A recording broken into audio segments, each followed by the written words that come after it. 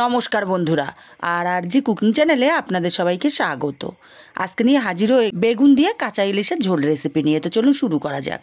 6 piece ইলিশ মাছ কেটে ধুয়ে পরিষ্কার করে নিয়ে হাফ চামচ হলুদ আর হাফ চামচ লবণ দিয়ে দিলাম।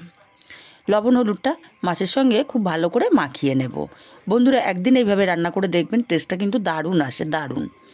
ভালো করে লবণ হলুদটা মাছের গায়ে মাখিয়ে নিয়েছি। এভাবে রেখে দেবো এক সাইডে।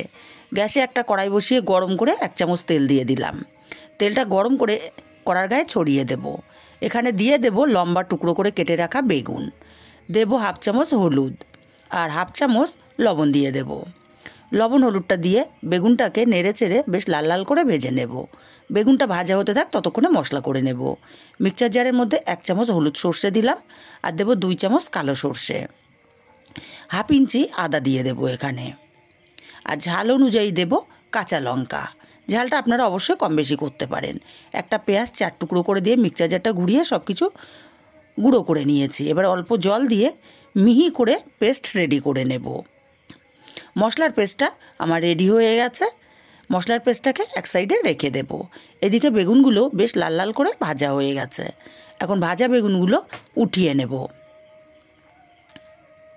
বন্ধুরা, রেসিপিটা ভালো লাগলে একটা লাইক দিতে ভুলবেন না। বেগুনগুলো উঠিয়ে নিয়ে এই কড়াইতে আরও 2 চামচ তেল দিয়ে দিলাম।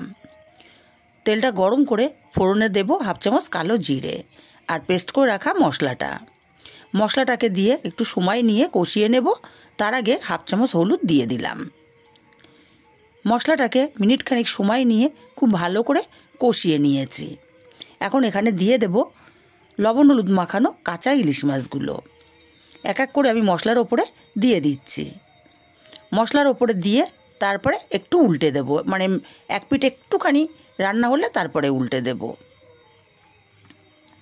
এইভাবে কাঁচা ইলিশ মাছ যদি রান্না করা হয়, টেস্টটা খুবই ভালো আসে।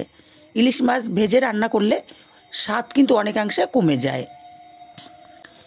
প্রত্যেকটা মাছ আমি উল্টে দেব যাতে আরেক পিঠও একটু রান্না হয়। এইভাবে প্রত্যেকটা মাছ আমি উল্টে দিয়েছি। এবার এখানে দিয়ে দেব মিক্সচার জারটা ধুয়ে পরিমাণ মতো জল। মিক্সচার জারে অনেকটাই মশলা লেগেছিল, তাই পরিমাণ মতো আমি জল দিয়ে দিচ্ছি, কারণ আমি একটু ঝোল ঝোল করব। দিয়ে একটু নাড়াচাড়া করে দেব। এবার এখানে দিয়ে দেব স্বাদ মতো লবণ। লবণটাকে দিয়ে আবারও নাড়াচাড়া করে ঝোলটাকে মিনিট 2 সময় নিয়ে ফুটিয়ে নেব। ঝোলটা ফুটে গেছে, আর একটু নাড়াচাড়া করে দেব যাতে মাছটা 2 পিঠই ভালো মতো সেদ্ধ হয়ে যায়। এরপর এখানে দিয়ে দেব ভেজে রাখা বেগুনগুলোকে দিয়ে নাড়াচাড়া করে মিশিয়ে দিয়ে আরও 2 মিনিট আমি ফুটিয়ে নেব। আর বেগুনগুলো ভাজতে ভাজতেই সেদ্ধ হয়ে গেছিলো।